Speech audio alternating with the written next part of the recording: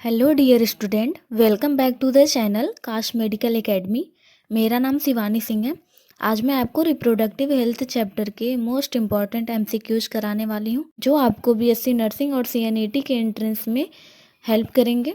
इससे पहले मैंने कुछ और क्वेश्चंस करा दिए हैं, आप चेक कर लेना। ओके, चैनल पे आप नए हैं तो चैनल को सब्सक्राइब कर दीजिए, और हमारे व्हाट्सएप ग्रुप से ज्वाइन होना चाहते हैं तो लिंक आपको डिस्क्रिप्शन बॉक्स में मिल जाएगी। देखते हैं आज के क्वेश्चंस।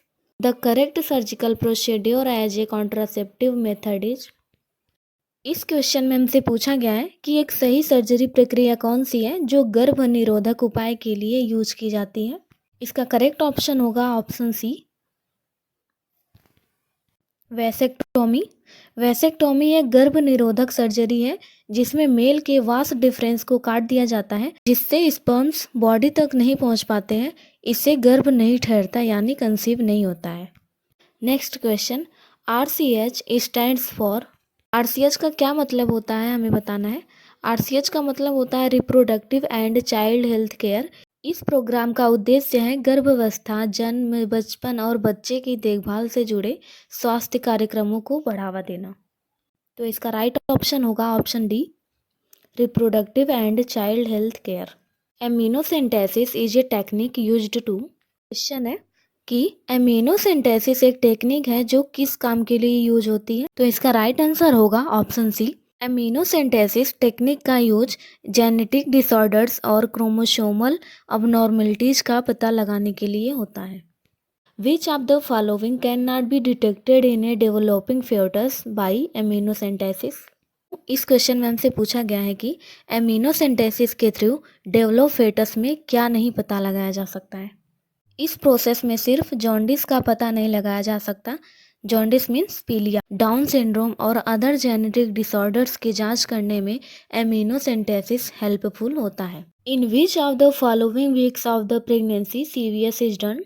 इस क्वेश्चन में हमसे पूछा गया है कि गर्भावस्था के कौन से वीक में CVS यानी कोरियोनिक विलस सैंपलिंग किया जाता है। इसका राइट आंसर होगा ऑप्शन बी, 8 to 10th वीक। ये प्रोसेस लगभग 8 to 10th वीक्स के दौरान होती है, जो बच्चे के क्रोमोसोमल विकार या जेनेटिक प्रॉब्लम्स का पता लगाने में हेल्प करता है। Causes for increased population growth in India are. India में बढ़ती जनसंख्या के रीजन्स पूछे गए हैं। बढ़ती जनसंख्या का कारण शिक्षा में कमी, जन्म दर में वृद्धि, मृत्यु दर में कमी, इन सभी के कारण जनसंख्या वृद्धि होती है। इसमें राइट ऑप्शन डी होगा, यानी कि इन सभी रीजन से।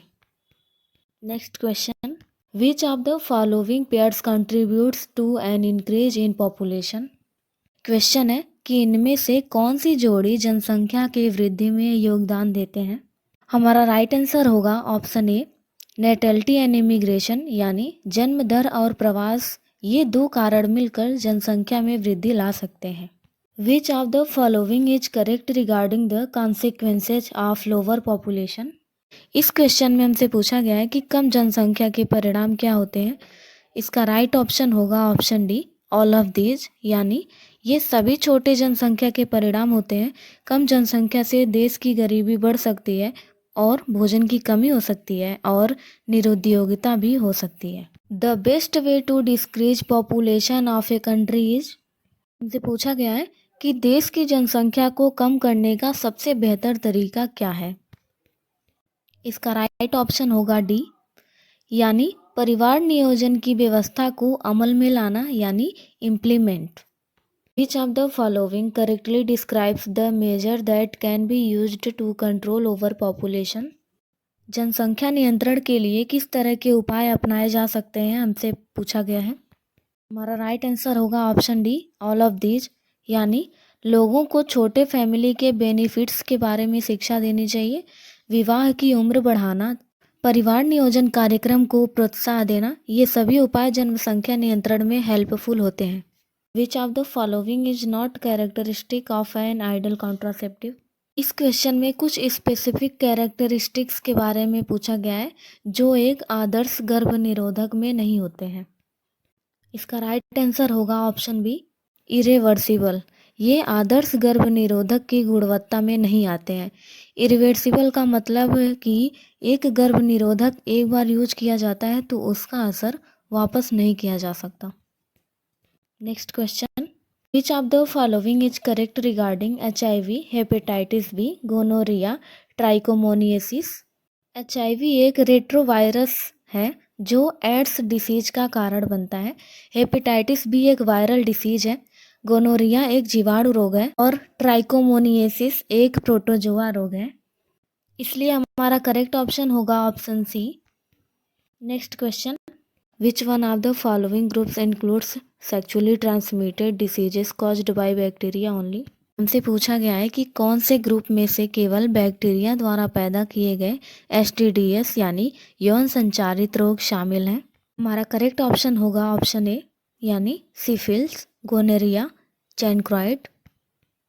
आई होप आपको सारे क्वेश्चन समझ में आ गए होंगे। अगर आपको कोई डाउट हो तो आप कमेंट सेक्शन में भी पूछ सकते हैं। वीडियो अगर पसंद आया तो वीडियो को लाइक कर दीजिए। Thank you, have a nice day.